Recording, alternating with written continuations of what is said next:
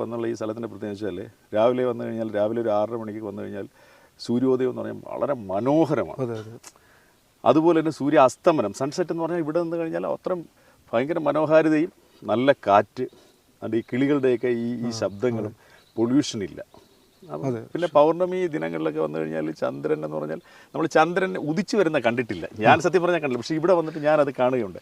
അപ്പോൾ ഇതൊക്കെ കണ്ടപ്പോഴത്തേക്ക് നമുക്ക് ഇവിടെ എന്താണ് ഈ പറയുന്ന റബ്ബറല്ല നമുക്ക് ആവശ്യം എന്ന് വെച്ചാൽ റബ്ബർ എന്ന് പറഞ്ഞാൽ വെച്ചിട്ട് അതിൻ്റേതായ ഗുണങ്ങളും ദോഷങ്ങളും ഒക്കെ ഉണ്ട്.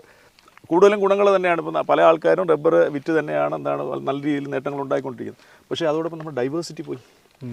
ഈ റബ്ബർ മുറിച്ചിട്ട് ബാക്കി മരങ്ങൾ മുറിച്ച് റബ്ബർ വെച്ചതോടുകൂടി ബയോഡൈവേഴ്സിറ്റി, പലതരത്തിലുള്ള കിളികൾ പോയി, മണ്ണിലുള്ള പലതരത്തിലുള്ള സൂക്ഷ്മ ജീവികൾ നഷ്ടപ്പെട്ടു. അപ്പോൾ ഈ ഡൈവേഴ്സിറ്റിയെ ഒന്ന് സംരക്ഷിക്കണം. ബയോഡൈവേഴ്സിറ്റി എന്ന് പറയുന്നത് വളരെ അത്യന്താപേക്ഷിതമായിട്ടുള്ളൊരു കാര്യമാണ്. അപ്പോൾ ആ